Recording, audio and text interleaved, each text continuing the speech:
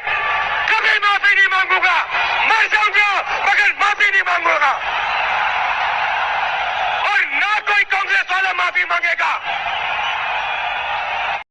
राहुल गांधी बोले, मैं सावरकर नहीं गांधी हूं और गांधी माफी नहीं मांगता।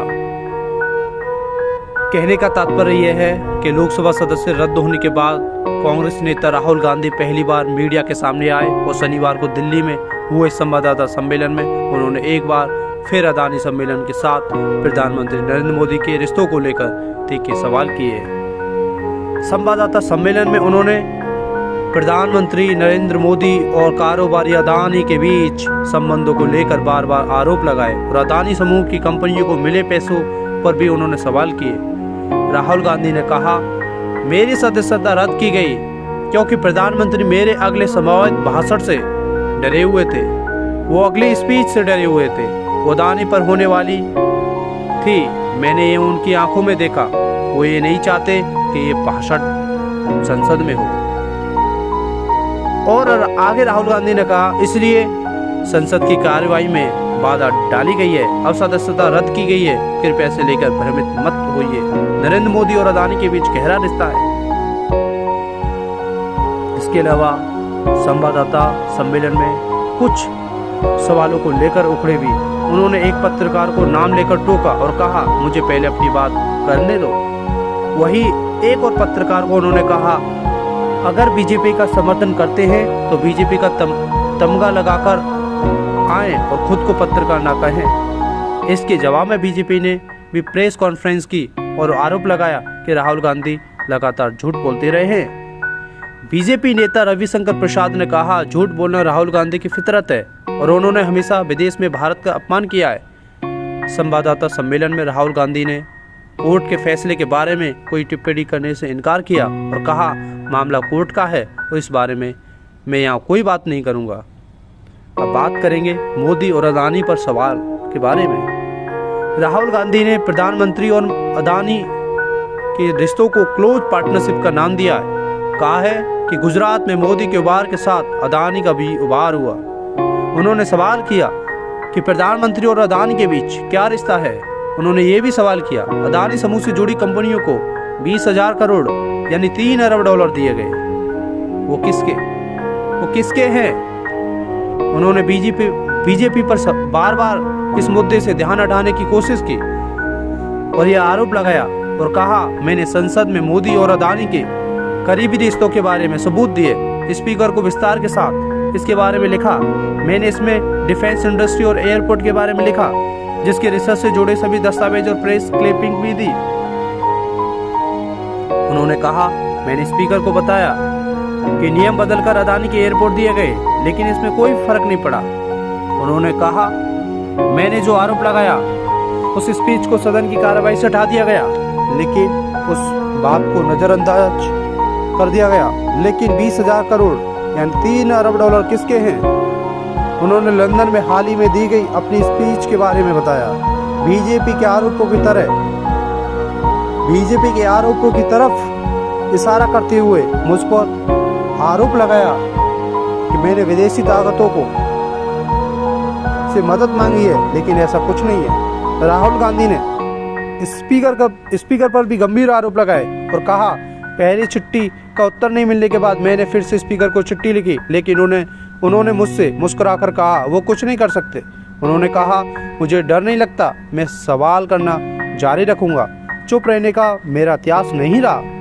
उन्होंने कहा, रक्षा मंत्रालय को सवाल करना चाहिए कि अदानी के पास जो पैसे आए वो कहां से आए, क्योंकि ये मामला भारत की सुरक्षा से जुड़ा है।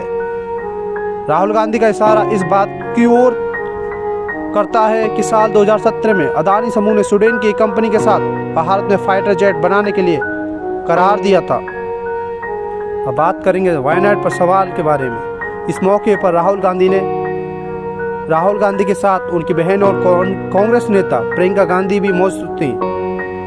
राहुल गांधी से वायनाड को लेकर भी सवाल किया गया। इसके जवाब में राहुल गांधी ने कहा कि वायनाड के लोगों के साथ उनका पारिवारिक रिश्ता है। सदस्यता रद्द होने के बाद राहुल गांधी को क्या उम्मीद है, इसके बारे में जान लेते हैं। संवाददाता सम्मेलन में राहुल गांधी के छोटे से बयान के बाद उनसे कई सवाल किए गए। लोकसभा सदस्य रद्द होने से जुड़े एक सवाल के उत्तर में उन्होंने कहा, मेरी सदस्यता रद्द की जाए या फिर मुझे फिर से बहाल किया जाए, इससे मुझे कोई फर्क नहीं पड़ेगा, क्योंकि मैं कहीं भी रहूं, मैं अपनी लड़ाई जारी रखूंगा। अगर मुझे 5 साल तक सजा भी दे देते तो इससे भी मुझे कोई फर्क नहीं पड़ेगा। उन्होंने कहा, मैं एक कदम उठाऊंगा, वो इसके लिए खिलाफ आवाज़ उठाना। मेरी काम इस देश के लोकतंत्र ढांचे की रक्षा करना है। मैं वो वार करता रहूंगा, चाहे सदन में रहकर करूं या फिर बाहर करूं। कुछ लोग प्रधानमंत्री के साथ अपने रिश्तों का फायदा उठा रहे हैं, जो बिल्कुल गलत है। अपनी सदस्यता रद्द होने को लेकर उन्होंने कहा, बीजेपी ने पैनिक रिएक्शन किया है, लेकिन इससे उन्होंने खुद ही विपक्ष को सबसे बड़ा हथियार दे दिया है। उन्होंने कहा, मोदी मेरे सवालों से डर गए हैं, इसलिए उन्होंने मेरा माइक बंद किया और अब सदस्यता रद्द करवाई। उन्होंने कहा, जनता को पता है कि अदानी भ्रष्ट व्यक्ति है, लेकिन लोग ये सवाल कर रहे हैं कि प्रधानमंत्री उन्हें बचाने की कोशिश क्यों कर रहे हैं। अदानी पर सवाल क्या है? राहुल गांधी ने आरोप लगाया है, अदानी की कंपनियों को 20,000 करोड़ रुपए मिले हैं, किसी को नहीं पता ये किसके हैं पैसे हैं।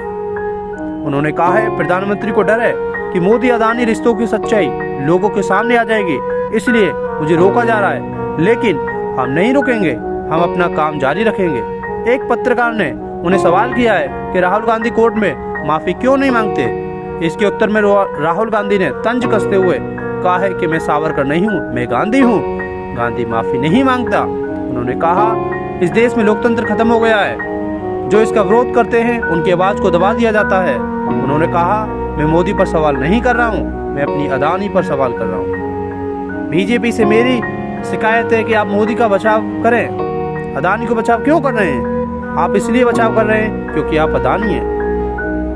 क्या है पूरा मामला, जानने की कोशिश करेंगे यहाँ। राहुल गांधी को जिस बयान के लिए 2 साल की सजा हुई है, वो उन्होंने साल 2019 में लोकसभा चुनावों के दौरान कर्नाटक के कोलार में दिया था। उन्होंने कथित तौर पर यह कहा कि इन सभी चोरों का नाम मोदी क्यों है। राहुल गांधी के इस बयान के खिलाफ बीजेपी नेता पूर्णेश मोदी ने मानहानि का मुकदमा दर्ज कराया था। पूर्णेश मोदी सूरत पश्चिमी से बीजेपी विधायक है और पेशे से वकील है। वह भूपेंद्र पटेल की सरकार में मंत्री भी रह चुके हैं। पूर्णेश मोदी का आरोप था कि राहुल गांधी इस टिप्पणी से पूरे मोदी समुदाय की मानहानि की है। इस मामले की सुनवाई सूरत की अदालत में हुई है। राहुल गांधी के खिलाफ भारतीय दंड संहिता की धारा 499 और 500 के तहत केस दर्ज किया गया था। भारतीय दंड विधान की धारा 499 में आपराधिक मानहानि के मामले में अधिकतम 2 साल की सजा का प्रावधान है। उन्हें अधिकतम सजा सुनाई गई है। इसके बाद राहुल गांधी की सदस्यता रद्द कर दी गई।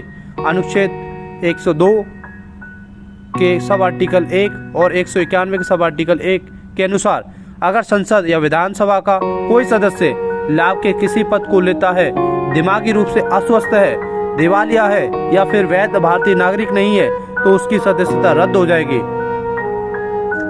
I hope you like information. Please share, subscribe. Thanks for watching.